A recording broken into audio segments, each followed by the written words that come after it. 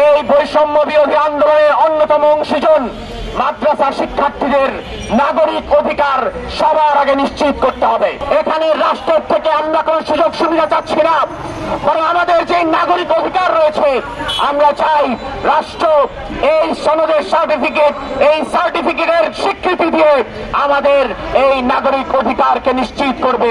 আমরা ফ্যাসিস্ট হাসিনার বিরুদ্ধে শুধু লড়াই করিনি, বরং সামাজিকভাবে আমাদেরকে বৈষম্যের মধ্যে ফেলে দিয়ে শেখ হাসিনা যে নির্যাতন নিপীড়ন আমাদের উপর চালিয়েছে তার জবাব দিয়ে 24-এর গণঅভ্যুত্থানকে যাত্রাবাড়িতে লাইট হাউস মতো দাঁড়িয়ে এই আমাদের মাদ্রাসার শিক্ষার্থীরা সফল করে ছেড়েছে।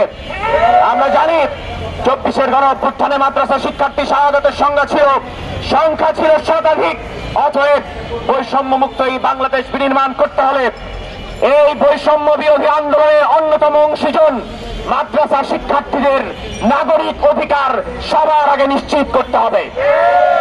কিন্তু আমরা বড় দুঃখ পরিতাপের সাথে দেখছি যে এই সনদের মূলা স্বীকৃতির মূলা শেখ হাসিনা ঝুলিয়েছিল 24 পরবর্তী সময়েও এর কার্যকরী কোন সমাধান আমাদের খুনে ধরা এই রাষ্ট্র ব্যবস্থা আমাদেরকে প্রস্তাব দিতে পারে নাই। আমরা 24-এর গণঅভ্যুত্থানের পর থেকে বারবার রাস্তায় নেমেছি। আমাদের কওমি মাদ্রাসার শিক্ষার্থীরা বিভিন্ন ব্যানারে যৌক্তিকভাবে গণতান্ত্রিক উপায়ে তাদের দাবি জানিয়েছে, কিন্তু এই দাবি এখনো রাষ্ট্রের দায়িত্বে বসে থাকা ব্যক্তিদের কর্ণকুহরে পৌঁছেনি।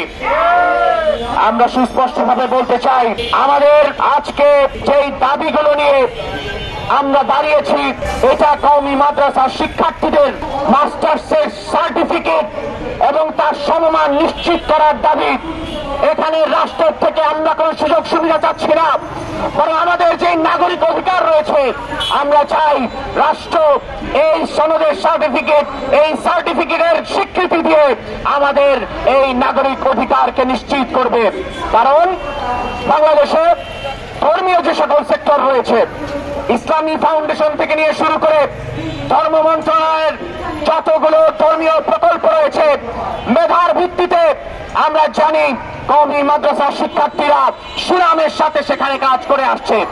কিন্তু বিভিন্ন সময় আমাদের এই সার্টিফিকেট স্বীকৃতি না থাকার কারণে, আমাদের প্রতি এই বৈষম্য করার কারণে আমাদের কওমি মাদ্রাসার শিক্ষার্থীরা নানানভাবে বৈষম্যের শিকার হচ্ছে, নির্যাতনের শিকার হচ্ছে এবং তাদের মেধার অবমূল্যায়ন করা হচ্ছে।